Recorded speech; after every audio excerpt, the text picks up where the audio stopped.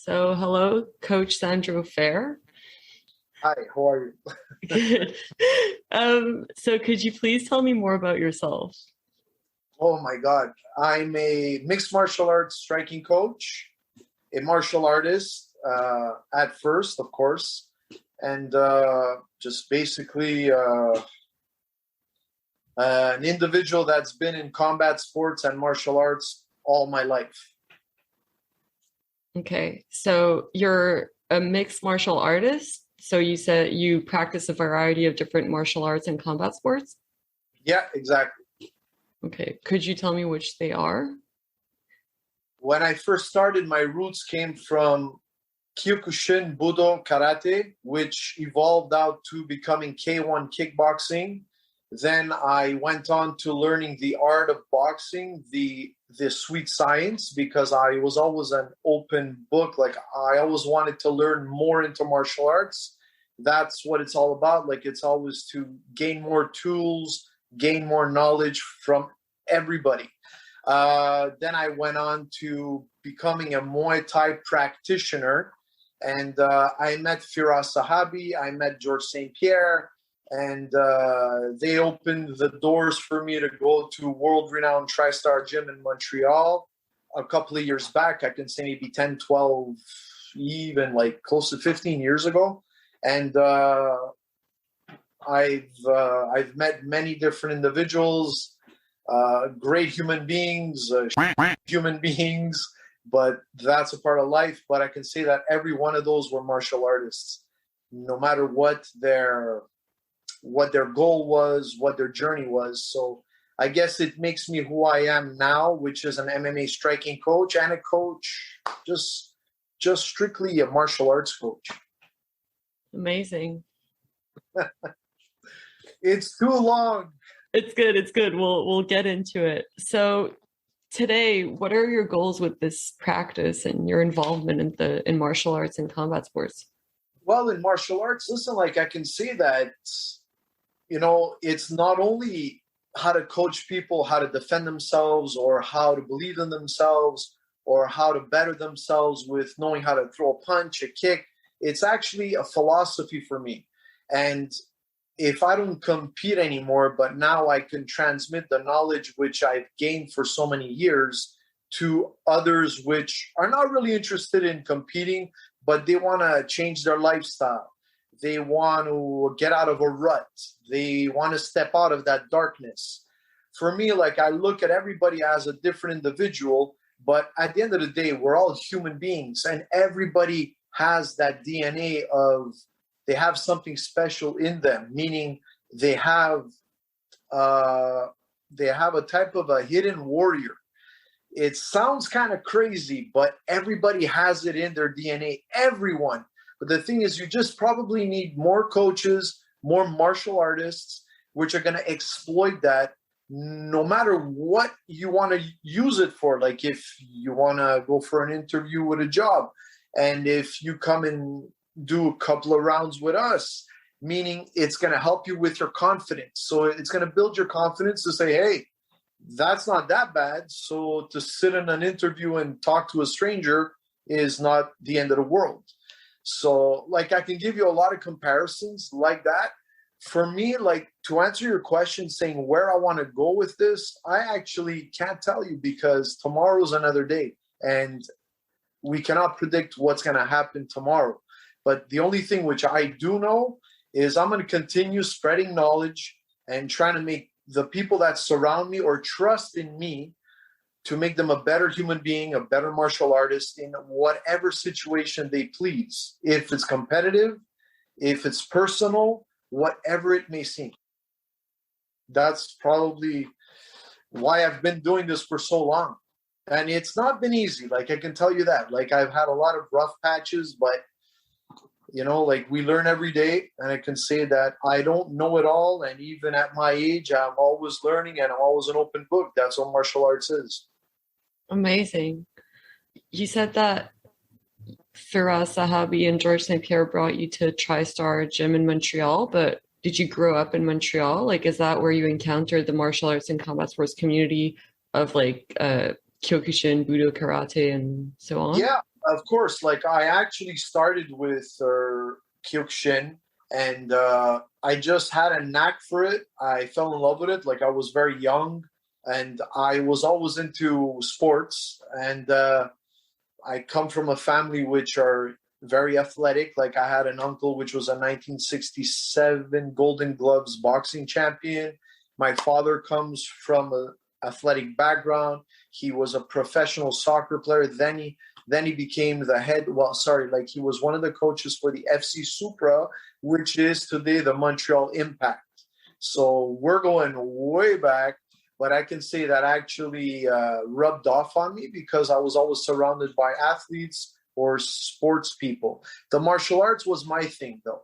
Like I didn't follow in their footsteps, which they would have loved it. You know, like I would have fell into, let's say, more boxing or soccer or whatever other sport like they put themselves into. But I just fell into martial arts, and I loved like the competitiveness of it.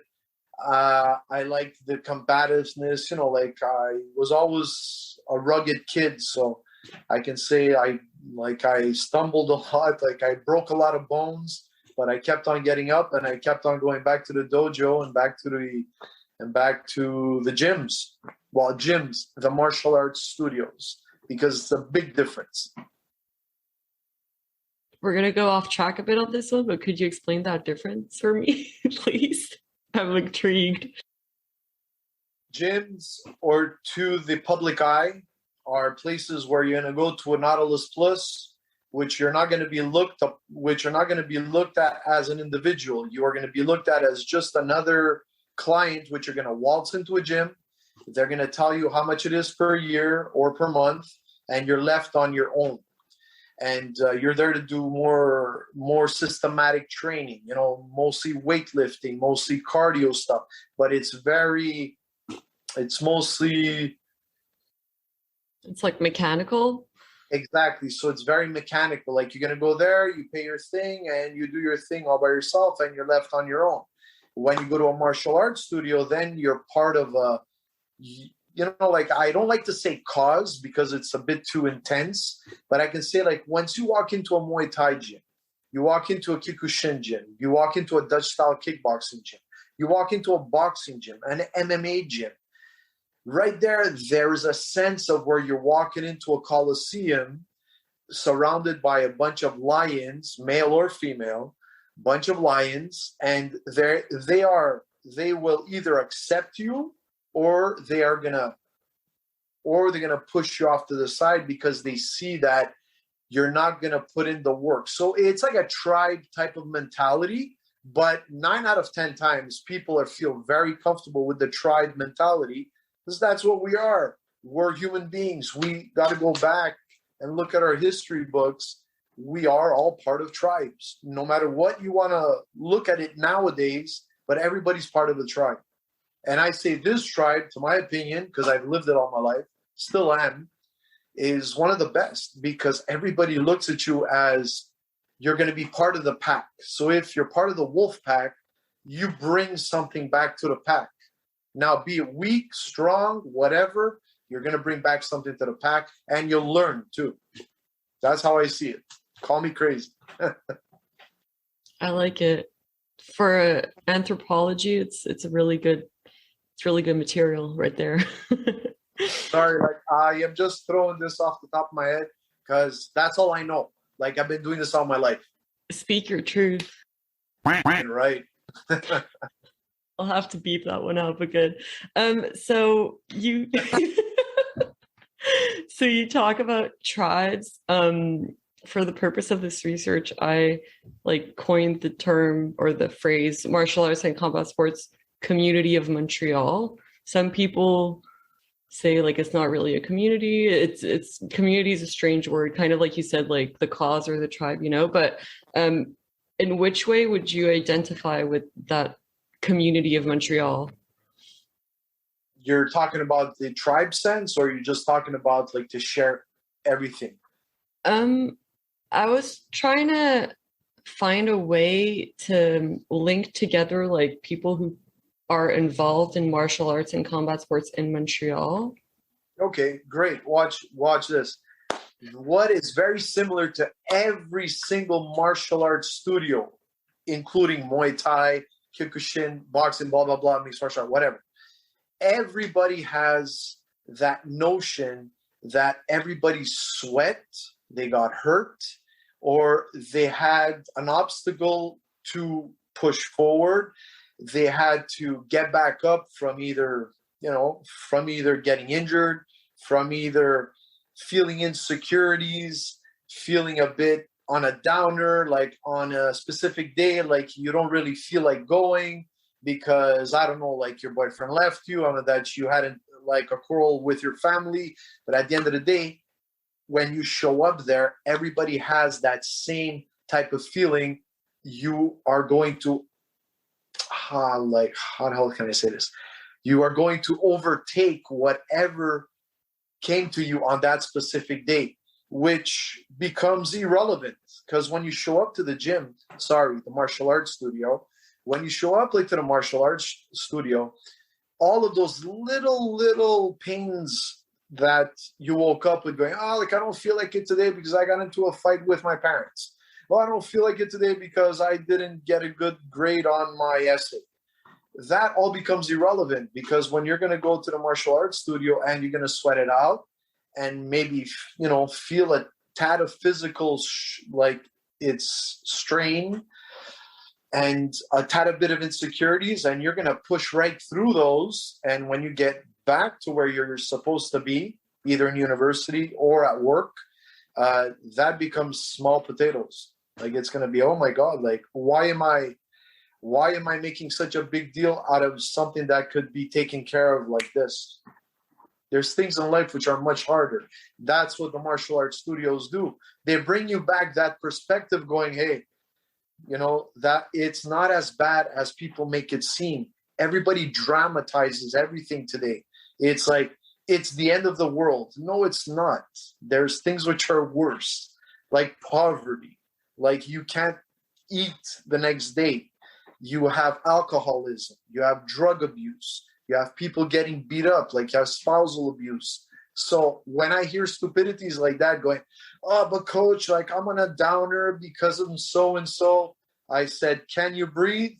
Can you walk? Keep quiet, show up, and let's go.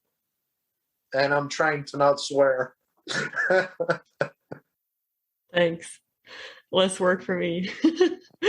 Okay, well, thank you for this. So now moving on to questions more about the COVID-19 pandemic.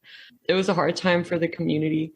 I'm taking a past, present, future approach to this one. We talked briefly before the interview, and I know that you could destroy this premise of mine like this.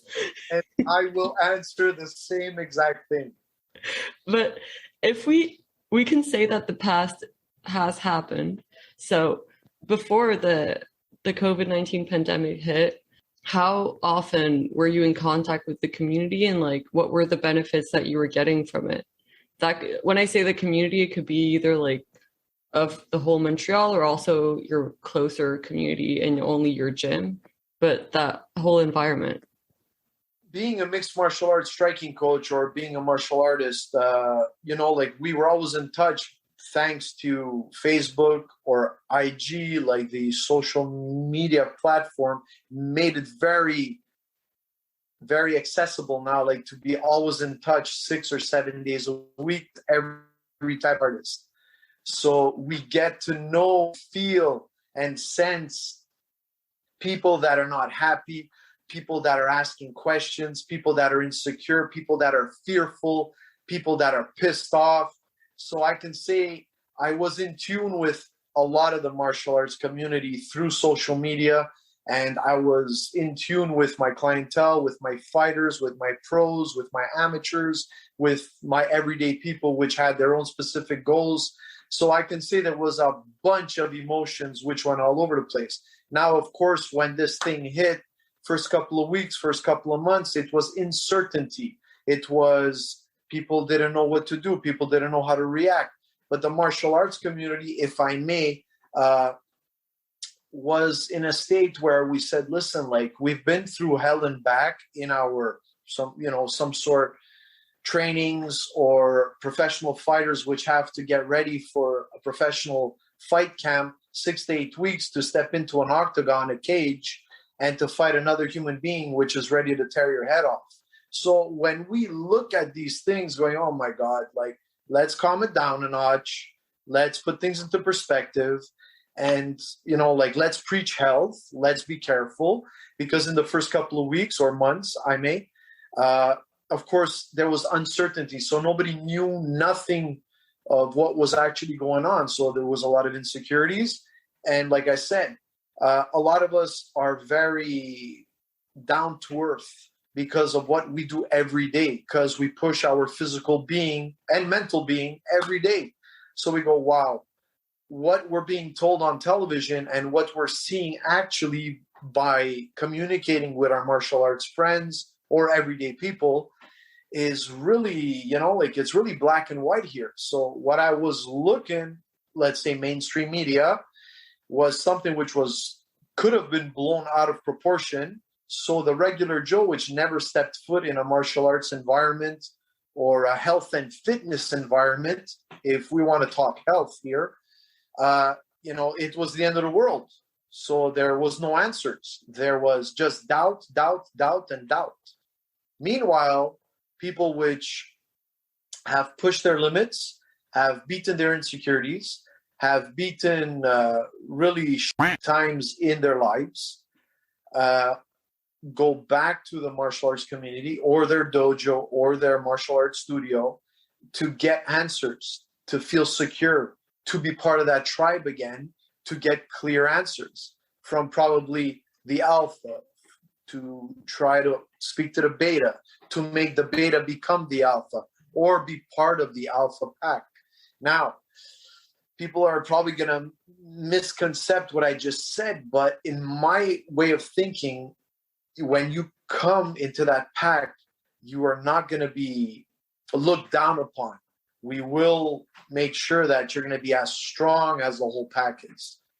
So the thing is, like I said, everybody was uncertain, but the only places which were actually not out of whack were MMA martial arts studios, because we're there, okay, like, we can get through this because we've been through a lot already, because we're always battling the government here in Quebec to make this legal, to make Muay Thai legal, to make mixed martial arts legal. So that's another story. But we're already battling this. It's several years. Like, we're trying to convince people that it's good for your health. Yes, it looks very brutal, but that's what mainstream media does. It's sensationalism. Now, you're not going to, you know, people are not going to try to me saying that, oh, well, it's dangerous. Well, walking across the street is dangerous too. While driving a car at 70 kilometers an hour in a 50 zone is dangerous too. So, you know, like, spare me the bullshit. Now, the thing is when you're into that martial arts community, we give you the tools psychologically, physically, to actually bash through those insecurities. That's how I see it. That's why we're still around. That's why we're healthy, we're fit, and our mindset is going forward, not dwindling in the past, because we have to know the past. That I understand. We have to understand the past, not to make the same mistakes for the future. But like I already told you this, when we spoke, we always tend to forget the now. Everybody's so concerned about what do you want to do in the future, but nobody's really taking the time to see what's happening now. It's like everybody's going, oh my God, what's going to happen in a week, or what's going to happen in 10 hours, or what's going to happen in a month? Dude, relax, sit down, take a breath, live now. Focus on what's going on now. Yeah. So you just broke my research question. So this is great. So I just want to tell whoever's going to listen to this that I'll go off track with the questions I prepared, because like I feel like they're not relevant anymore, but it's great. This is what research is about. You don't know what you're going to find. So I read a text. I hope I'm helping out a tad bit. You are, because you're giving me good material to analyze. Like the fact that I had base, I there's like different conceptions of time, right? And then I took like a kind of Western linear, like there's the past, the now, and the future. But you're saying that the future is just useless or like an illusion, and there's just the now, which is a totally valid conception. And I mean, I don't know. Well, So, see, like how I look at it, like I can say, if I don't take care of the now, there is going to be no tomorrow. There is going to be no in a couple of hours. There's going to be no next week. So yes, it's important that I take care of myself now. And that's why I find it relevant with this pandemic. I hate saying it, but we have to take care of what's going on now. So if we take care of our health, mental and physical health, we take the precautions for it, and we take not the insane precautions which are built in through insecurities and fear, intelligent ones, meaning change your bad habits, start exercising, not craziness, because I know not everybody is capable to do what martial artists can do, but they can do it to a certain extent. Go for a walk, go for a jog, go for a bicycle ride, do things which make you happy, do things which awaken your endorphins. That's all I preach, because scientists, doctors, and you don't need to be a doctor to understand that when you're happy, you're healthy. When you're smiling, you're healthy. When you listen to your favorite song, you're healthy. When you're moving around, it's the best feeling in the world. You feel great. Now, coming back to the now, that's how I stay healthy. I do things which make me happy. If I want to go to the gym in the next couple of hours, because I have all the energy in the world, I'm going there. Why? No reason, because I just want to feel good about myself. And I'll come back. No joke, I won't have no negative thought in my mindset, thinking dark, insecure, going, oh my God, like I might catch this virus. Oh my God, like I might trip and fall down the stairs. It's exactly the same thing. Sorry, like I almost skipped like with the F word again. But it's actually that same thing. If I'm always gonna be afraid to, let's say, climb up stairs, right? And if I'm afraid to fall down those stairs, guess what's going to happen? One day or another, I'm going to trip and I'm going to fall down the stairs.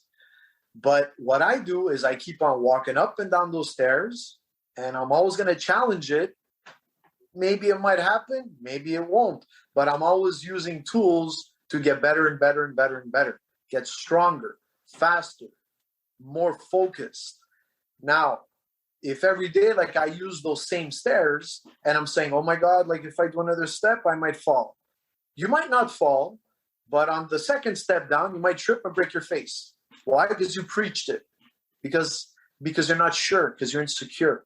But when you walk around with your head up high, smiling, and you glance in people's eyes and you look through their souls and you give them a hello, a nod, hey, guess what?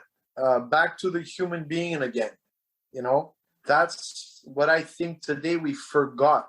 I get it. Social media, technology, blah, blah, blah. Amazing tools. At the end of the day, tools. That's what it is. To me, it's a tool. What we're doing now, it's an amazing tool, but it won't change nothing in my life, because for me, it's a tool.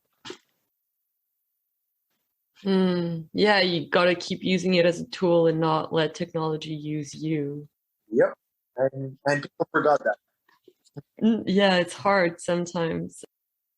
Yeah, thanks. I think maybe instead of thinking, I want to like come in with the questions, but I feel you already like kind of like, sorry. It's okay. I was thinking about like how you said that the future, whatever, will focus on the now. And then I was thinking of how I could like reframe some questions. Because you were talking about like how the media kind of sensationalizes the martial arts thing. So it gives it like a weird perception from the public, where in fact it's actually a pretty, it can be a very healthy environment that promotes health, like spiritual health, emotional health, physical health. So I guess whenever you're like focusing on the now and presenting yourself to other people, what's your intention to like project for the community? Because I guess you want to like, you represent the community in a sense as a mixed martial arts coach. I could say that what I'd like to bring to the community, but they already have this. It's just a reminder. Why do you do this? Because I got to reawaken the human being in me. I got to be gentle when I have to be gentle. I have to act like a savage when I have to act like a savage. I have to protect the ones which need protecting, or I have to help the ones which need helping. Sometimes people tend to forget this. Now it's coming back to the human being. Now, martial arts is spiritual, it's psychological, and it's very physical too. Now, combine all those three, you got a great human being. You know, like a lot of people do martial arts like for very different reasons, which I understand. But it's everybody's personal reason. So it's none of my business why you did it, but it's my business to give you the tools to make you stronger at it. But I'll never know why you actually waltzed into the martial arts studio, and it's none of my business to know why. But if you do confide in whomever, a coach, a sensei, a crew, whatever, a trainer, then it's because you built that bond between yourself and your martial arts coach that could make you evolve as a better human being, better martial artist, person which could be a pillar of the community too. A person which could influence good vibes onto people which are, like they're following probably misguided people, misconceptions, which happens every day through mainstream media. There's so many misconceptions. There's so much panic. There's so much uncertainty. When I walk through those martial arts studio doors, whichever ones you want to call, I want people to walk in, and when they see me, they feel secure. They feel protected. They feel happy.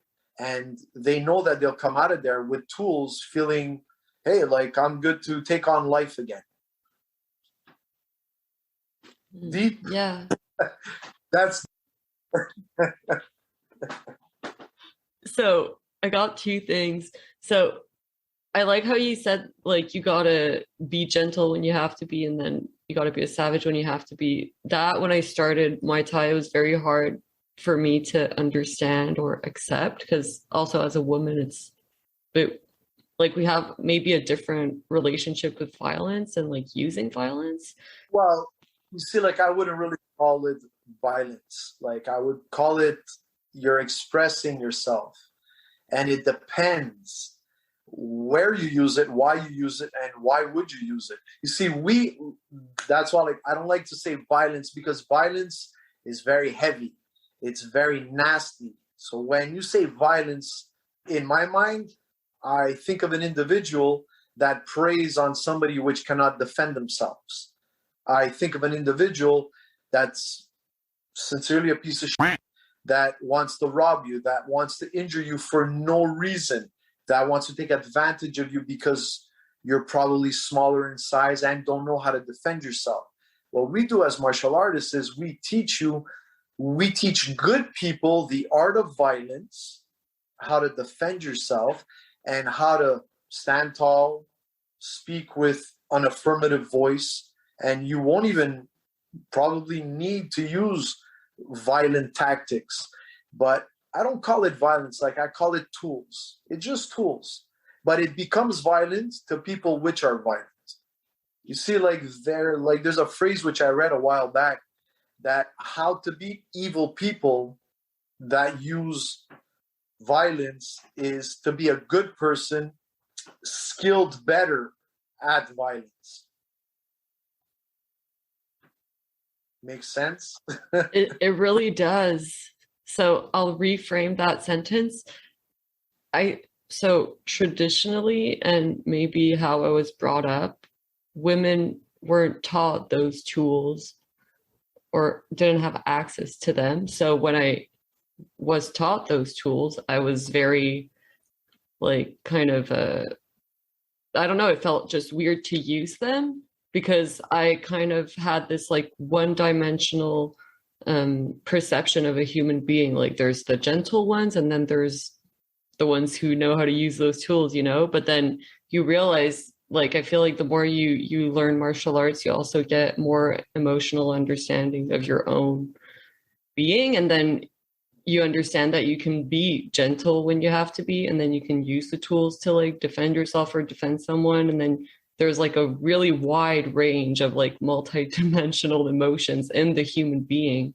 And I haven't really found another practice that can like teach this as well. I don't know what you think about this. Oh yeah, well, you could, like I've been saying, to each their own. You found it in the art of Muay Thai, and luckily you fell onto Ryan Parsons, which is very, very into traditional Muay Thai, meaning he looks at it more as a culture. He looks at it more, it's very traditional. So you fell onto a crew, because I call him a crew, and he's a great coach, you know. So I can tell you, like, you fell onto somebody which is passionate about this and which has been doing this a very long time. And he's been to wars and he's brought back championship belts. Now, those are just items. But what he stood for was, that he broke down the walls saying, listen, I'm going to do this just to show an example to the people which will come to my martial arts studio to see that if the coach could do it, they can do it. Because we don't have to do it. Like if somebody opens up a martial arts studio, which happens very regularly, that they open up a martial arts studio, they get a loan of the bank, they look good, they're in shape, they wear nice Muay Thai shorts, but they've never swam with the sharks. So not everybody asks questions. So nowadays it's like, okay, let's do it as quick as possible. Let's, it looks good, feels good. All right, let's do it. At the end of the day, like I can say, people need a bit more patience. Look into what's going on. Look into what you need, not what they can offer. What do you need? So if you're going to say, okay, this is what I need. All right, now I'm going to go see Ryan. All right, like I'm going to feel him out. Okay, this is what he's offering. Okay, yeah, like it's convenient for me. And then comes the 100-dimensional tools which you were never going to know that you had in you. He just like, okay, sweat, kick, punch, clinch, elbow. It's another way to express yourself, which I know to some people, they're not very familiar with it. So like I said, there's misconceptions. So they look at it, oh my God, it's so violent. But what are we? We're human beings. You want to go back in ancient times? Like if you really got to know stuff about the human being, martial arts is the closest one to it because it awakens our DNA. It awakens what we were born and bred to do. But now we suppressed it because we kind of evolved. Because if you're going to ask me about the evolved thing, that's another question, because I find we evolved so much that we're starting to regress. But that's another thing. But yeah, no, it's in us. Like if you read a history book, if you go back in ancient times, we were so durable against the climate, against animals. We had to hunt. We had to regenerate. Like we had to survive. Now we live in this evolved type of community, but people forget what we are at the end of the day. We're human beings. We still have that gene in us. It's probably sleeping, but it's still there. So martial arts, in my opinion, brings that out sometimes to say, hey, listen, that's painful. It's okay. The human body could deal with a lot of pain. And I'll give you the best example. Women give birth to human beings. You know how much pain that is? That is a lot of pain. And I will tell you why I know this. Because when I got kidney stones 3-4 times. They told me that the equivalent to the pains which I was having due to kidney stones was just like giving birth. So that's what a doctor once told me. So maybe it's more, it's less, but they said, you feel this, right? I go, this is unbearable, man. Like I got rocks which are in my kidneys and trying to come out. So they said, well, what you're feeling is a tad bit the equivalent to what a woman goes through when they give birth without epidurals and nothing. That's back in the day. Now, that's where I get that information. Makes total sense. Now, if women could bear that much pain and never received a punch or a kick in their life, you're telling me you can't open up those sensors a bit more? Everybody could. Just we forget. Call me crazy. I'm not. Yeah, it's really interesting when you talked about Ryan and like the whole culture around it. It's true that, I mean, like I know he's been to Thailand and like some of his fighters have been as well. So even though I feel like Apex, I go to the one downtown, it's very much like integrated and like modern because you know, there's like people from all over and they're not like, it's more like implicit how the culture kind of shines through. Like they're not going to snap your hand if you don't like respect something. It's more like you kind of merge into it and then it becomes what blend in. Yeah, exactly. And this is another point which you just gave me right now. You can be whatever creed, whatever culture, whatever belief, whichever part of the country you come from, your origins, guess what? There's one religion, martial arts. Everybody that I've met throughout the years that I've done this, be it a Palestinian with an Israeli, being a Muslim, Christian, whatever. When we're in that environment, we're all buddies. We're all brothers and sisters because we're under one flag, and that's martial arts. And people, when they feel this and go through this day in and day out, they go see their tribe and they go see their pack. Meanwhile, their tribe is a mixture of who knows what, where, when, how. But hey, it's our tribe. It's my brother. It's my sister. I don't care what she believes in.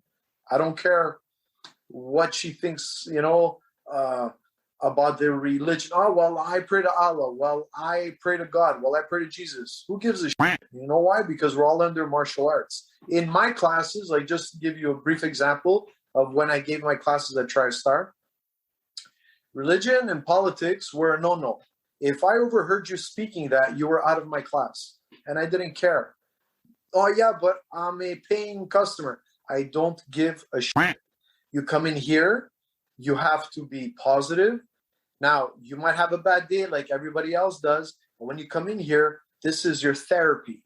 This is you becoming a better person.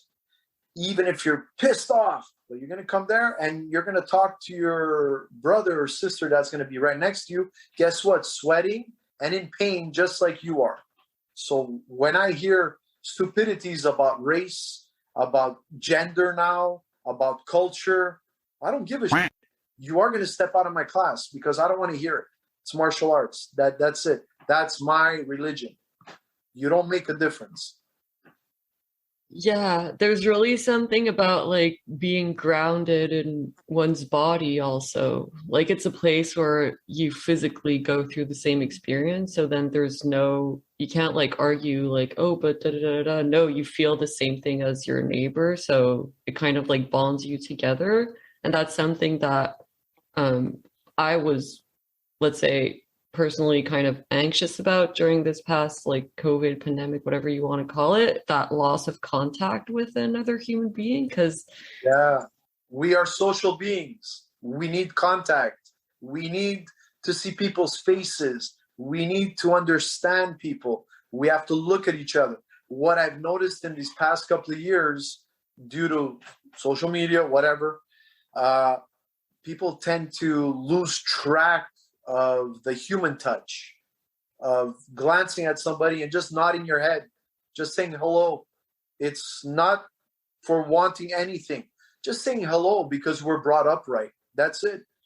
Or just looking at somebody and you can tell like if they're going through a good day or a bad day. Now, with all these, like, don't get me pissed off, like with all these mandates, these masks, this and that, it's like you're destroying human nature.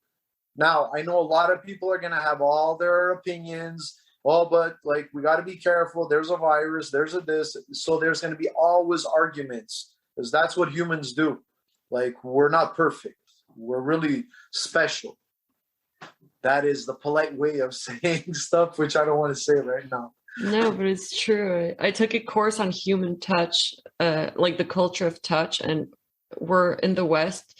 You know how there's like, let's say 5 senses. Some people say there's more, but we've kind of lost almost all our senses, and we really rely on our eyes. So also because we look at the screen, and also audio because we listen to a lot of music and stuff. But let's say in the Middle Ages, people they had a lesser vision, like they didn't see as well because they mainly relied on touch, and there wasn't like all this electric light. So to see if something is steady, they would touch. They would always touch like everyone. They would eat with their hands. They would like share food because it was like, let's say the tribe would eat together and everyone would just be always in contact with each other. And we've really lost that. You're right. Well, look, like I noticed, like, you know what amazes me sometimes, like I watch some social experiments which are on YouTube. And what I love there's one social experiment which I really like to watch is there's just a random individual that's in the middle of the street and he's giving out free hugs. And people are just walking like through Times Square, let's just say, or downtown Montreal. And you can see at first it's kind of shunned upon. At first it's kind of, hey, what the hell does this weirdo want? Money? Like he's trying to steal from us. And after maybe I can say an hour or so, people start opening up and people start just going up to him and hugging him or her, whatever. And, you know, like he brings back that social experiment going, hey, like we're human, you know, like we need, when was the last time like people just hugged? When? I don't remember, but I do remember because in the martial arts community, when we finish our classes, we shake hands. Some of us do pat ourselves on the back. Some of us do hug because we're part of a tribe again, because we accomplished something in an hourly class where a lot of other people which don't participate will never understand that bond that you just sweat, hurt, pain, bleeding to. You know, it's like at the end of the day, you finish that class, you all went through the same stuff. And that's why there's that bond in that little tribe. That's what we bring. So at the end of the day, like you won't even look, you know, at somebody's color, creed, or belief. You're going to finish up the class and you're going to hug her or him or shake her or him's hand. And you're going to have that bond, which nobody else will understand, because when you step out of the Apex doors and you go out on St. Catherine Street, and you know nobody's going to understand that bond. But everybody does kind of understand it, but they forgot it. But you just got out from it. So we're a reminder of that. Amazing. One last question before I ask you about the amateur competitions. You talked a lot about like uncertainty. I felt like, let's say, because I would train, but I spar too, and especially the sparring, because I'm trying, like, to each their own, and everyone can have their own sport, but I feel like there's really something special about, let's say, sparring in teaching you how to deal with uncertainty. Because let's say you go for a run, you can just like turn off your mind and kind of go, and you know the path, like you're not, like nothing's really going to happen. But when you're sparring, or like fighting with another human being, it's another human being in front of you and they're just coming at you. You don't know what's coming at you, and you learn how to react like very fast. So I feel like that kind of builds up resilience to uncertainty. What do you think about that? Well, what I think about that is very short and sweet. The martial arts community, martial arts studios, the combat community can show anybody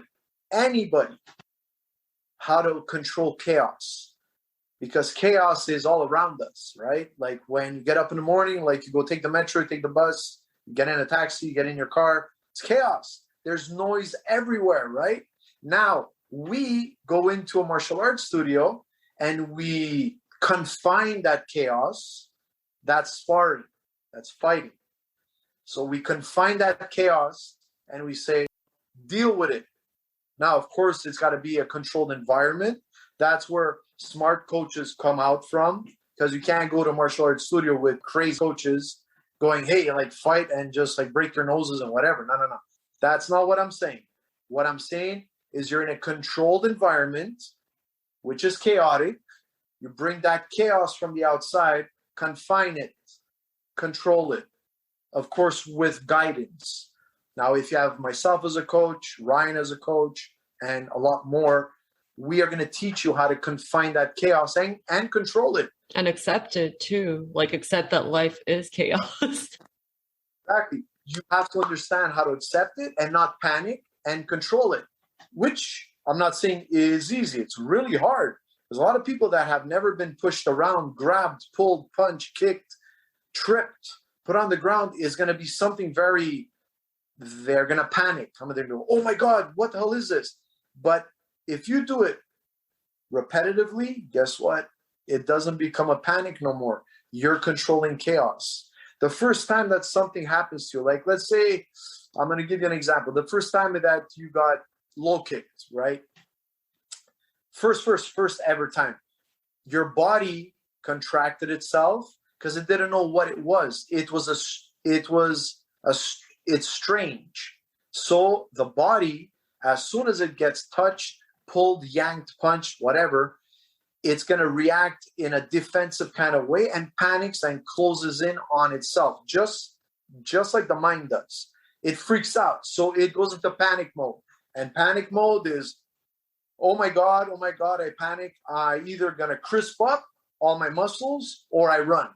Now, what I teach you as a martial arts combat instructor, whatever you want to call me, is I teach you how to say, it's not so bad. The human body is built so tough in and out that you'll deal with it. And these are the tools how to deal with it. Stay calm in chaos, relax. Let's do it again. Now, I'm not saying let's hurt you again. Let's do it again and find a solution for it. Oh, okay, like you didn't find that solution yet. All right, now let's calm the chaos down a bit, because maybe like you're not up there yet. So I calm the chaos. I tell your sparring partner, which has a bit more experience, to calm it down a bit, but still throw you chaos, and you're going to have to deal with it. Then when you start dealing with that chaos, then I up it up a notch. I up it up another notch.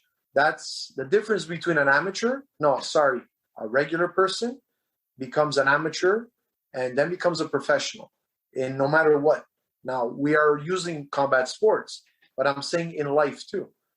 So people could get used to a lot of trauma in their life. That's why you see a lot of women that deal with men which are very abusive to them for many years. Why? Because they got used to that. But if you give them the right tools, the confidence, then they could deal with chaos right away. They nip it in the butt, they kill it, or else they get away from it. That's what we can bring to the table too. Now, that's where we spoke about before about violence. That's why I don't like the term violence when it comes to us, because we're the martial arts instructors. We will teach you how to become stronger, better, and deal with chaos. But violence is with people that take advantage of people that they know that they could take advantage of. So that's where I see it there. Control chaos. And that would be amazing for everybody to learn, because then everybody would actually be, oh my God, like a stronger individual, mentally, physically, psychologically. They would all become, very confident. They would all be not questioning themselves that much, because I know we all question ourselves. But if I got the right tools, I'm going to question myself a tad bit less. Man, like I feel like I'm giving you guys a seminar. Yeah, well, Because that is what I do too. Like I give. really, that's great. When you talk seminars, you're talking like going to other gyms, martial arts studios or dojos? Yeah, exactly. Gyms, studios, dojos. I go to other places. Like I go, like I can go out of town. Like I could fly out of town too. But I stopped all that because I find like what's going on in the world today. There's so many so many insecurities and misconceptions that it's like bothersome and it's very negative. And like I'd rather stick around with my tribe and keep it positive and strong. And if I could help Apex, I could help Angry Monkey, Tristar, 360, which 360 now is the Tristar West Island. Like I'd rather stick around like my tribe. Now, some people are going to say, oh, why? Because like we got to have a core. Like we got to build our core very strong. And then when you build a core and a foundation that of strong beliefs, strong individuals with every tool possible, and I'm not only talking about physical attributes, I'm talking about whatever attribute you can bring to the martial arts studio is an amazing one.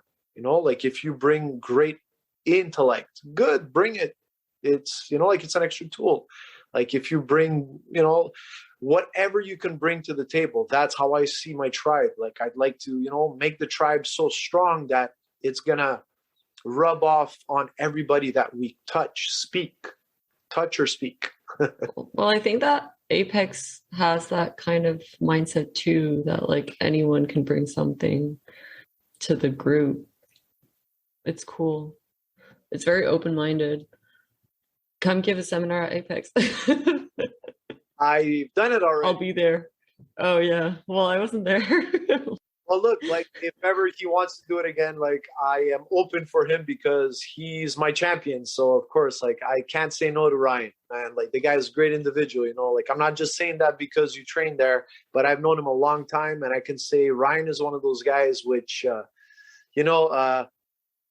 he's real. Like he'll tell you to your face, like he'll say what's right, what's wrong. And he'll probably be goofy about it too. But whatever he says, like, there is some truth to it, and he's got a good heart, I remember the first time I met him, I was like, because I know that I can, in society, you can kind of like put up a face or whatever. You can like not lie, but like put up a social act. And I just knew, like I felt it right away. I was like, wow, he would just see right through it. Like I can't even try.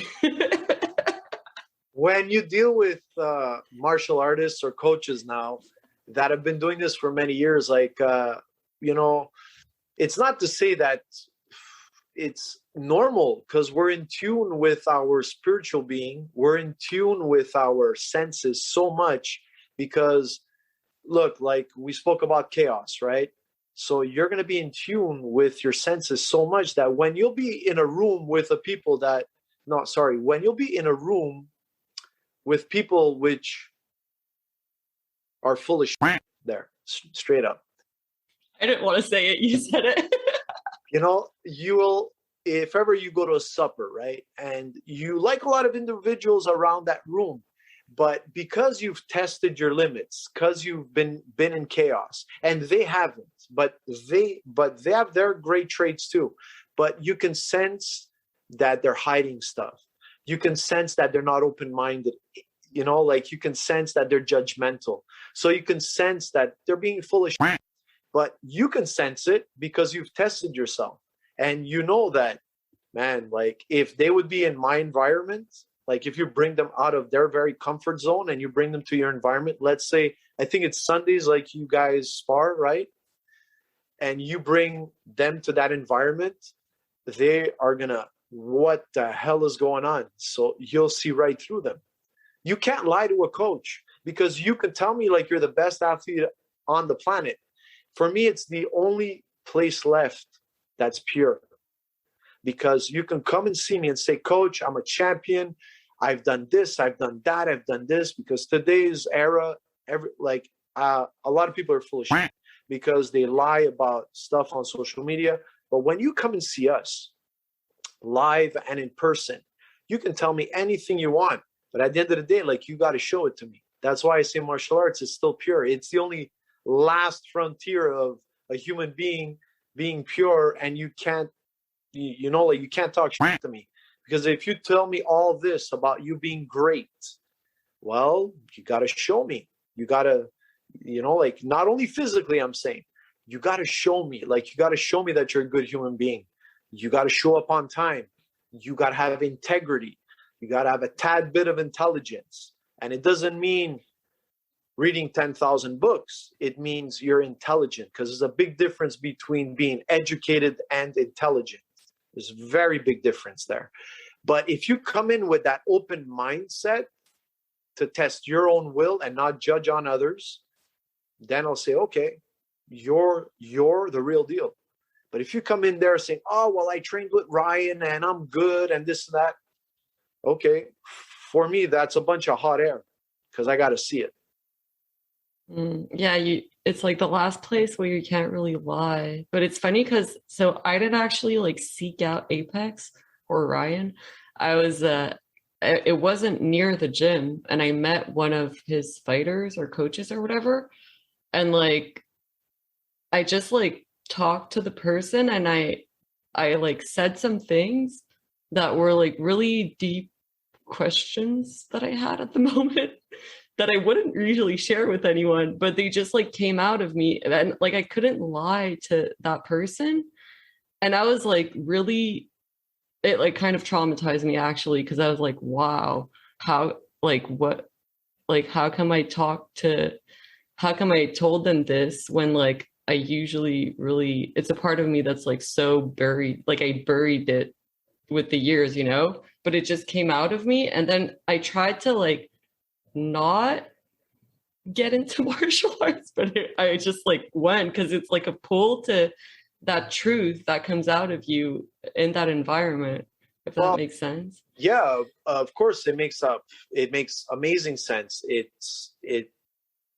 actually confirms that, when you're in a good environment, a good place, like, I'm not going to say that every martial arts studio is like that, because it's not, and I am not going to be here to beat you about that. Like, it's not perfect. Like, I love Apex, but it's a living thing. Like, it's all over. We are all over the place. But the thing is if you don't see the purity in the all over the place, then you're in the wrong place.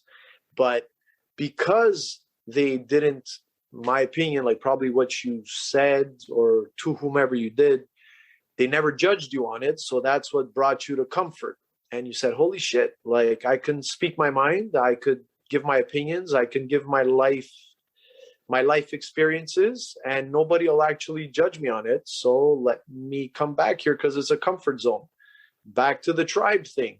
You sit in a circle with the tribesmen, and the elder is going to listen to you, and he's going to give you good advice, and he's going to listen, and he's not going to judge you, because it's your path. It's your thing. But we'll never pull it out of you. And like I said, not everybody's like that. But when you fall on good coaches and you fall on martial artists that have lived this all their life, it's going to come out all by itself.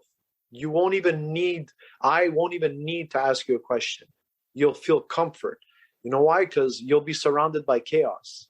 And you go, holy shit, this is chaos. My God. All right. Like, I got to control chaos. So I'm comfy. Like, I've been through chaos, but this is my chaos.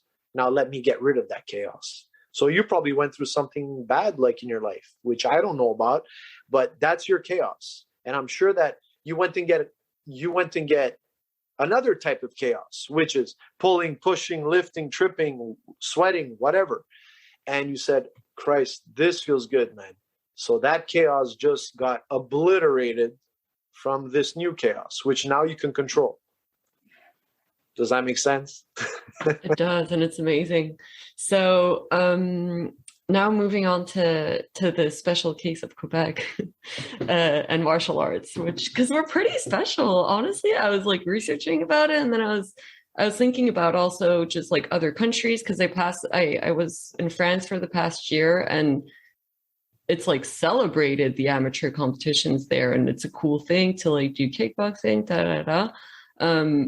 Around the world, like even we're in Canada and the Commonwealth, people like from all countries. Let's say we got like Israel Adesanya. Well, we got George St. Pierre here, obviously, but I mean, there's a bunch of people from the Commonwealth who really give high value to martial arts and, as a result, amateur competitions. So, what do you think about the situation of, let's say, kickboxing, Muay Thai, mixed martial arts, and jiu-jitsu in Montreal and Quebec regarding amateur competitions? Wow, like I'm going to be as polite as possible. We have a huge problem here in Quebec, the province of Quebec. We have a huge problem with amateur combat sports or amateur sports in general. It's years which we've always had problems with combat sports. Now, I couldn't tell you how deep it goes. I couldn't tell you why, but we have some great athletes that were born and bred in the province of Quebec that had to move out of this province and that had to live in other countries, live in other provinces too, to make it big in their sport, which I find very sad. That's why I find it very sad, because we have a lot of great talent, homegrown talent, which got never exploited. Now, yes, I understand Quebec is a hockey town. It's a hockey province. It's true. It's a hockey province, a hockey town. Now, everybody's going to say, yeah, but it's hockey. I get it. That is our national sport here. But people tend to forget we have the best mixed martial artist on the planet. He's a legend, George St. Pierre. And I don't need to remind nobody of this because the whole freaking world knows who he is. When we were in Vegas, we couldn't even walk the streets because people were swarming him. He walks the streets here on St. Catherine. People don't give a shit. So there has to be a problem here with the media. I saw a picture of him in an Italian cafe in the Mile End, and he was like the local celebrity, and I was like, yes, but it's crazy because in the media, like worldwide, he's like this huge thing, but then here it's not really recognized. I've had the honor, I've had the opportunity to be one of his training partners, his sparring partners back in the GSP era. So that's where I come from too. So I was a sparring partner. I was a martial art, still am, but in his era, I was one of his sparring guys, like one of many. That's how I got to know him. And he practiced Kyokushin Budo Karate. That's his base, and that's my base. So that's where he comes from. So that's why I find it unfortunate here that the Quebec government never sanctioned the amateur kickboxing or amateur Kyokushin karate competitions, because we have worldwide talent. There is people from Quebec, which I can name you, but I'll be here all night, that they qualified for the World Championships of Kyokushin in Japan, in Australia, in Holland, in Greece, in Italy. Why are they recognized over there, but over here we get a little article of 3 little letters or 3 sentences saying that this individual is going to go to the United States and he's going to represent Quebec. And it's a little article like this. That is freaking sad. And when George became George, of course, it helped that he was French-Canadian. Of course, his story touched a lot of people. But you know how many years it took for people to accept that, and the mainstream media here in Quebec to accept that, to saying that we had the best combat sport, mixed martial art athlete of all time in that era? Man, it took years. But before that, they used to judge people like us, saying that we were barbarians, that we were, not very nice people. But at the end of the day, we're martial artists. So George kind of educated the mainstream media when he got famous, but not everybody has the opportunity to become that famous.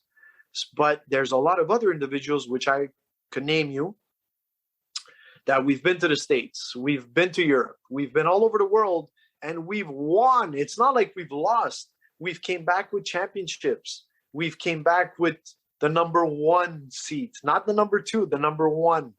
And when we come back here, we don't get praised for it. We get a little article or not even nothing. Boxers. We have some of the greatest boxers on the planet. And I said, I don't want to start to name your names, but there's a lot of us. A lot of great boxers, great kickboxers, legendary kickboxers, great Kyokushin fighters, great Muay Thai artists, great coaches. One of the best coaches in mixed martial arts is Firas Zahabi, which is he's known to be the brain of MMA because of all his game plans. Now, there's him, and then there's a lot of us around. But if you don't speak to us like through podcasts or through interviews or social media now, you guys would never known of a Sandro. You guys would have never known of a Ryan. Like, you would have never known of a Firas. Never. Why? Because they tend to ignore us. Now, ask me why. I don't know. Maybe our names are different. Maybe our sport is different. I don't know. I'm not going to jump to conclusions and say what I really feel, because then it's going to create controversy, which I personally don't give a shit. But because you're interviewing me, I am respecting that. But it comes down to where you're killing people's dreams. You're killing people from becoming what they could have became, and they could have became great. But because you live in such a tight-knit type of a box here, that they don't recognize it unless you're like somebody that's out of this world, then you become what? Like, you go work for the Ville, like you're gonna go work at Costco or this, that. But yet, like, you're such a talented individual that if you would go to another country, you would be a freaking star. That's why a lot of hockey players leave Montreal. A lot of football players, which I know personally that used to play for the Alouettes, got out of here because they get paid more, because they go to the States and they're recognized. Soccer players, football players, hockey players, golfers, you name it. I can say that, and I can go on and on and on. And I'm not bitching, like, I'm just stating facts. When you open to the media now, MMA and the UFC are on RDS, like on the French sports channel. If it wasn't for people like Patrick Cote or people like George St. Pierre, people wouldn't know what the hell mixed martial arts would be. It's very sad, and it's been around since the late 90s. I've been around mixed martial arts since it first started, since UFC 1.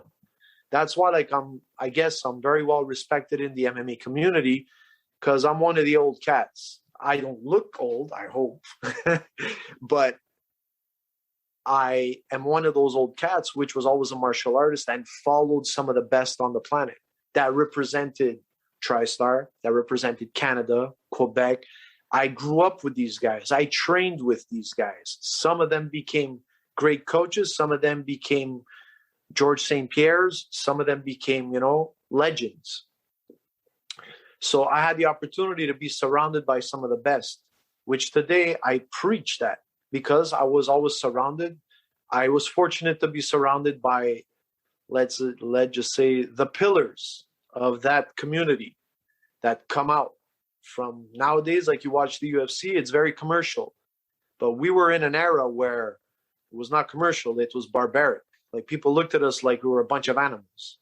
But I can give you by first state accounts, people which I've spoken to, like Jonathan Goulet, Steve Claveau, like, I can go on and on and on.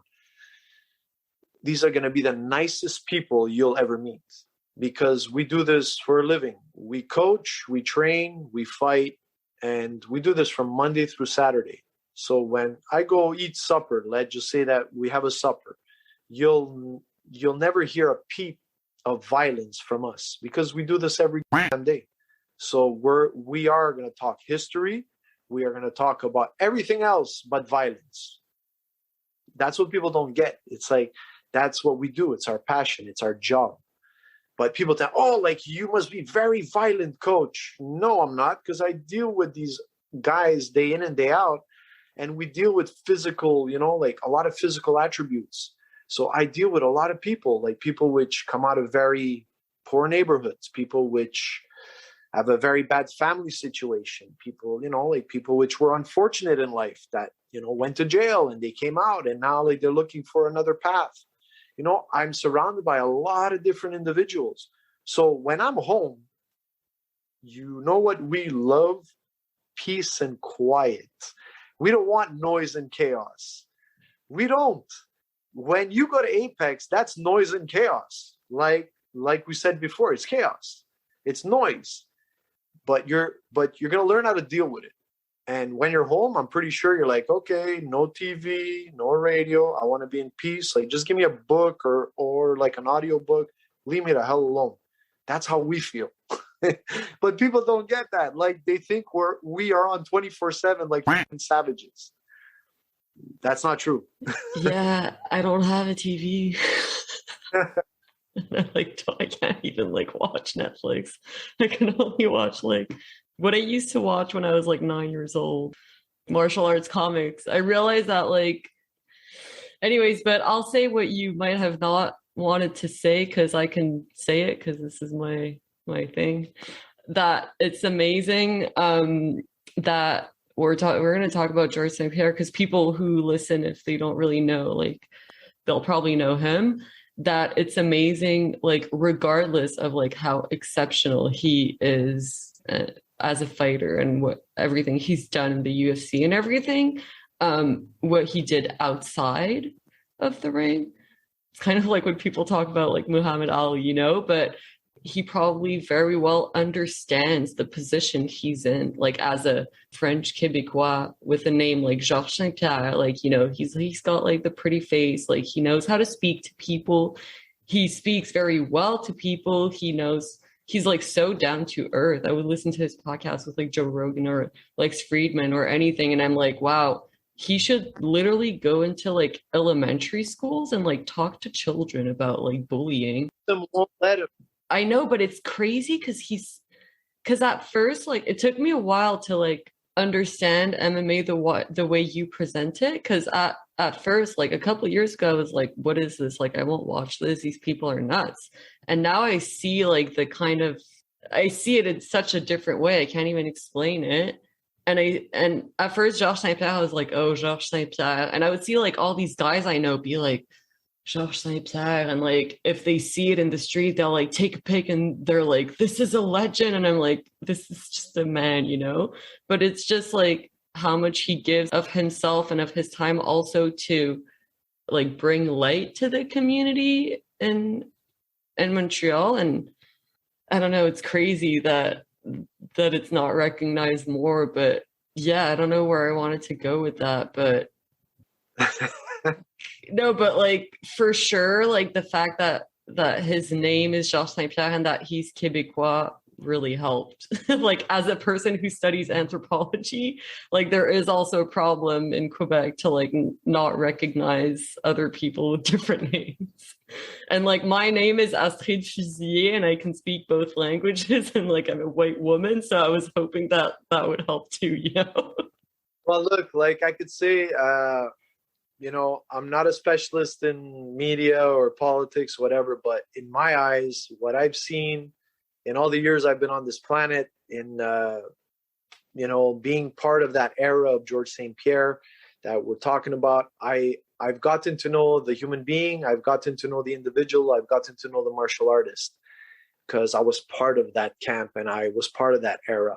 And I can say the system here, and I know everybody's going to have their opinions on this, the system here is broken, has always been broken.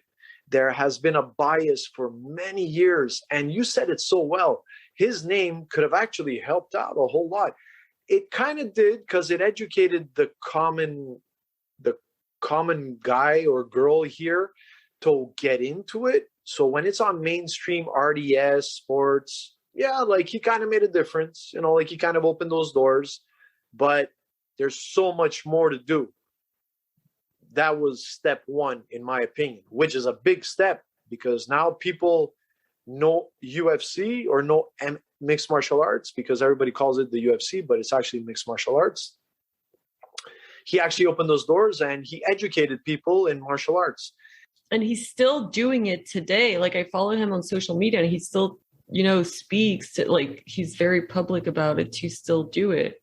Yeah, like the people like ourselves, you know, we're glad that George could do what he does. But what sucks is we want to take off all that pressure he has on his back. And why don't they come and see people like myself, Ryan, Xavier, Firas? Like I can name you a dozen of us, man, that we have the same philosophy, but we've had different journeys. And some of our journeys were harder than others. And guess what? We're not criminals. We're not drug addicts. We're not alcoholics. And we're not savages either. But we can be a savage, but we're not. We choose not to. That's where it comes down to what we were talking about, martial artists. You see, for me, George, and like I've said it in many podcasts, and not because I know him and not because I'm preaching for him, because I came from the same gym as, I always said, George represented the martial arts in mixed martial arts. Now, today, in the UFC or in MMA, while the mainstream one is the UFC, they forgot about the martial artist. They forgot about it. They like pizzazz.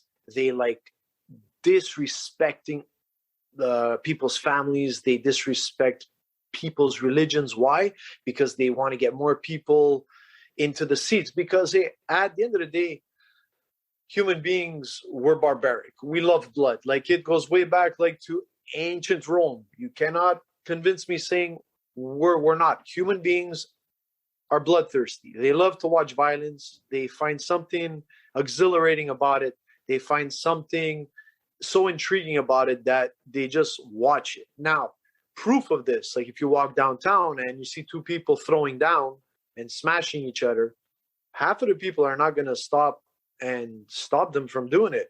But 90% of the people are going to take out their iPhone and just watch or film it. That's where we went wrong as a society. That's how I see it.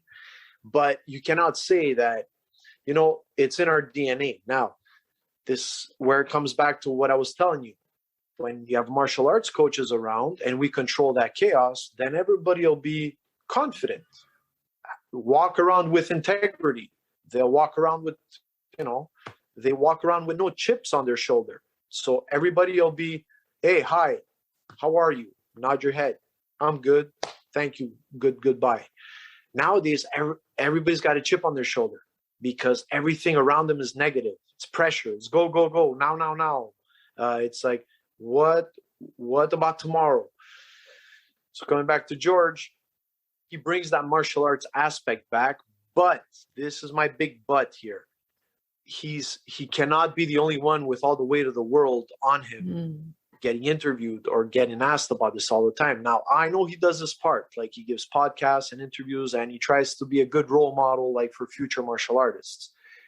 But it's overwhelming when you open up the TV or whatever, you open up Netflix or YouTube and you see guys like Conor McGregor that disrespecting families, friends, this and that. That's where people like me that come from the old school, we really disagree with all that because that's not what we are.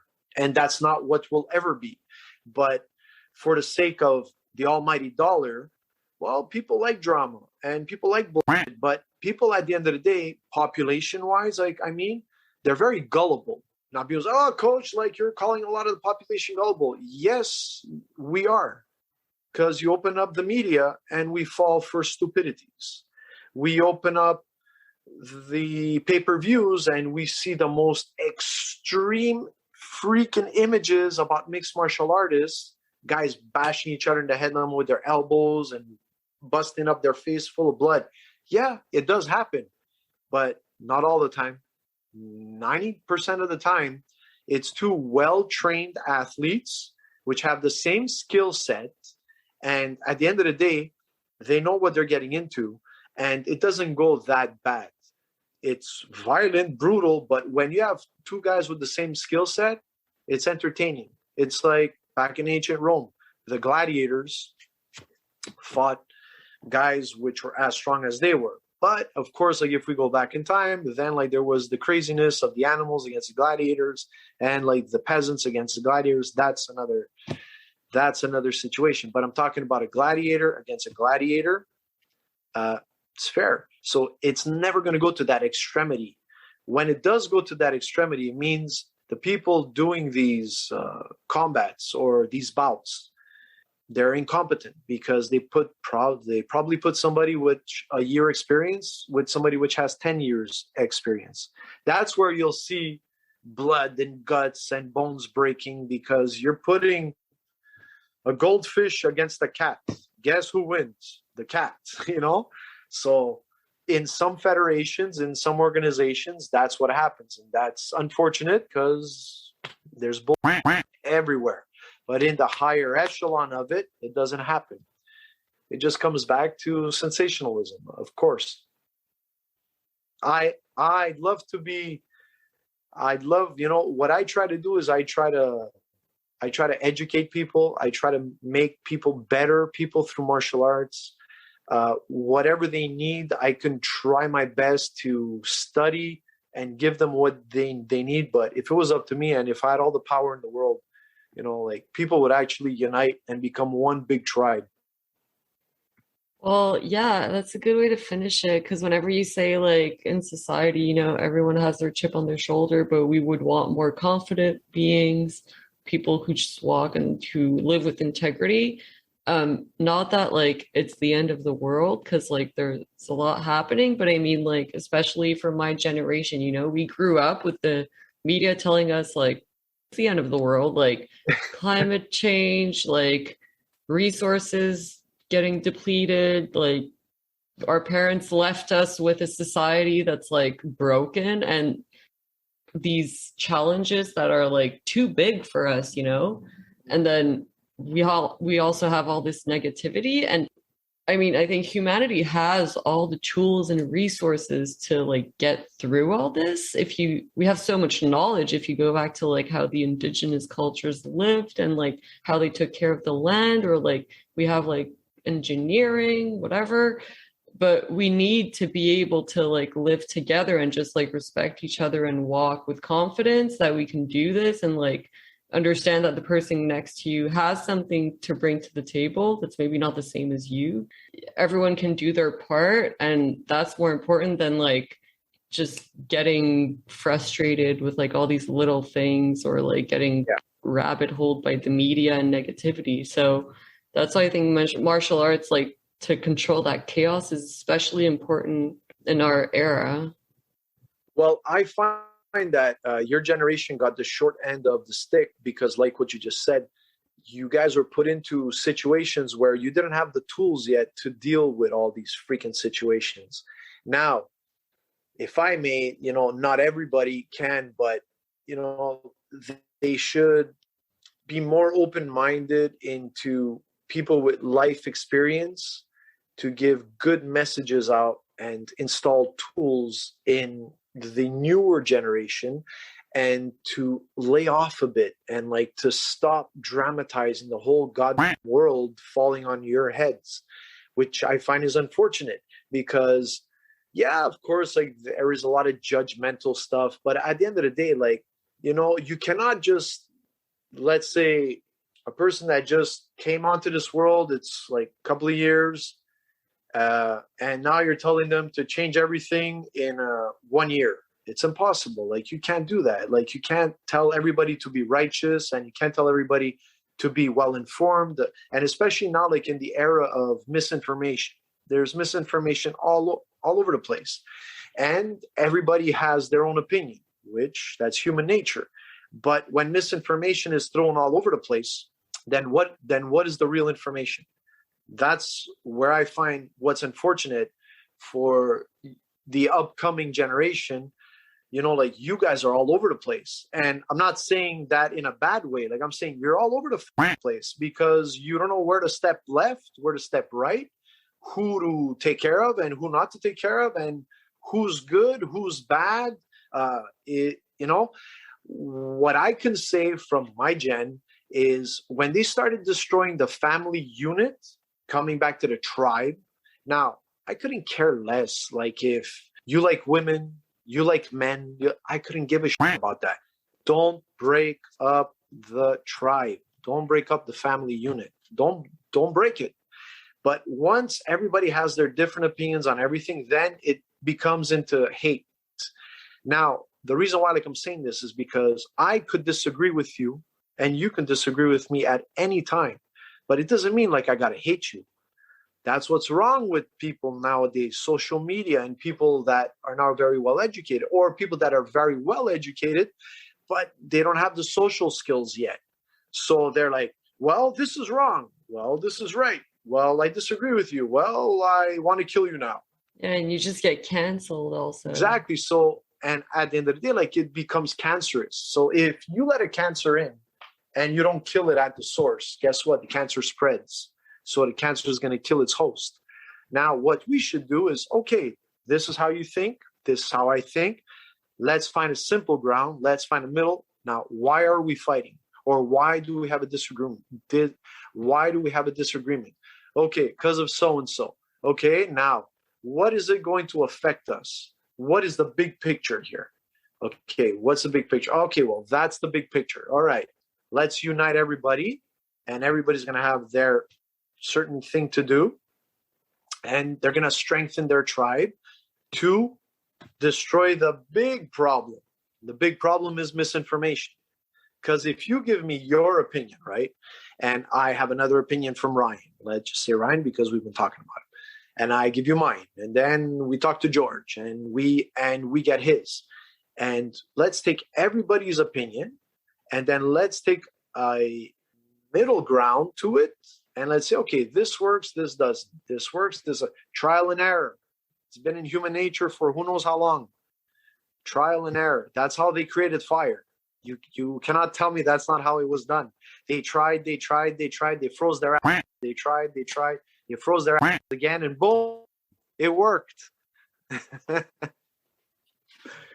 It's true, right? So yeah, and I've been wanting to pull out that one, but sparring in Old English means to have an argument. So it's also you learn how to kind of just have an argument. And maybe it's because I'm European, but I feel like sometimes it's harder these days also. Well, here to just have an argument, be well, let's just talk about this. And because it's oh, you don't think the same as me? Oh, well, I don't talk to you anymore, But having diverging opinions creates something stronger, creates fire, yeah.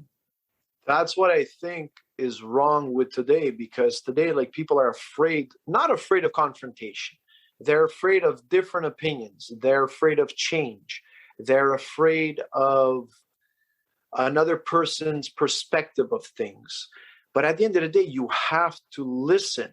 That's where I say you will deal with an intelligent person or you're going to deal with a nitwit, because the intelligent person will make you speak. And you can talk all day. You know why? Because I'm going to listen to you. I might agree with some of the stuff or I might not. But at the end of the day, I'm going to take in everything of what you told me. And if I have 5-10 minutes, I'm going to analyze it and go, okay, well, it kind of makes sense. That doesn't, but that's how she looks into things. Well, that's how she sees it. We need that middle ground. Nowadays, people are afraid. And it comes down to, of course, I'll bring back martial arts. When you're afraid of chaos, when you're afraid of chaos, guess what you do? You cancel it out. And then you don't know how to deal with it. When you're afraid, listen, the first time you sparred, I'm pretty sure you were scared because it was new to you. It was chaos. So you're nah, I'm not sure. I don't know what to do. Okay, I'm just going to deal with it. But you had enough courage to jump into that and say, okay, let me deal with this fire. And the next time I deal with it, well, I'll know how to calm this flame down. I'll know how to calm that flame down. But people that don't have that courage, that's where there's a little difference here. People that don't have that courage for whatever reason, what they're going to do is they're going to judge. And they're going to go, oh, I don't feel comfortable with chaos, so let me cancel it out. Let me make believe me that it doesn't exist. Guess what? chaos is always going to be around, man. And you can't cancel chaos. It's always there. You cannot cancel chaos. It's there. And worst thing, nature is chaos. Yeah. Thank you. And you cannot run away from chaos either, because you just hit the nail on the head and you finished my sentence. Nature's chaos. We come from chaos. We come from chaos. Side note, I got this painting yesterday. It's like just chaos.